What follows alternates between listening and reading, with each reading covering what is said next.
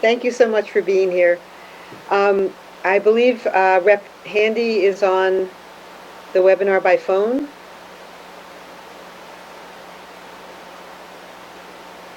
Just checking. Yes? All right, I think I got the mute off there. Okay. All right. Let me just introduce you.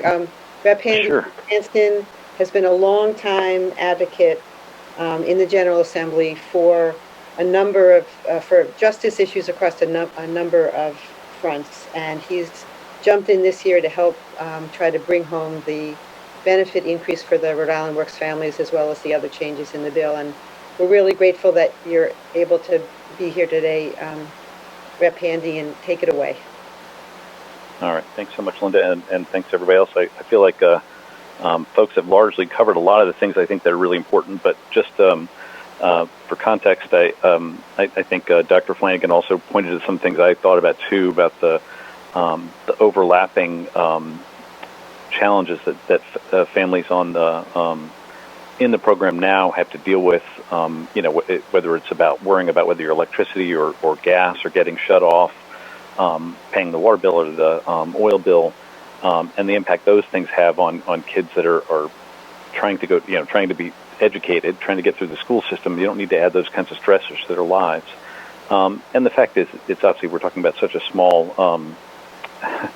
It seems like an obscenely small amount of money, even in the newer version of this. So I think it's really key that we push that forward. But among the things that really jumped out at me were the fact that we are restricting the work requirement right now just to 1 year. It just seems absurd, since that associate's degree takes at least 2, obviously. And in the end, even if you want to pull altruism out of it, these families are getting these benefits all across the state. The only town in the state that doesn't have this is Block Island. Doesn't have somebody with this is Block Island, which makes some sense, obviously, given the nature of their population and the work way, well, it's also Block Island.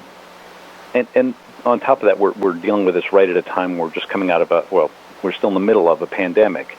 And so it's really the time, it's really right now is really important to focus our attention, our resources on folks like this, and with this benefit increase. And if we don't really work to help these folks now and provide a better future for them, we're going to see a lot of other costs across the system. Again, pulling altruism out of it. But I think those of us on the that are speaking today obviously know there's a there's the other side of it. I mean, the frustration about my son now being turning 17 in a couple of weeks, and thinking about the idea of him when he was 3, 4, 5 years old, not needing clothes is absurd. And in the end, we really do want to make sure that folks are able to move through this program and get to a place where they can really secure a job that pays a living wage, pays a family wage. So I really appreciate Linda and everybody that's on the call today working toward this, and I look forward to us moving this bill forward this year. Great. Thank you so much, Rep. Handy.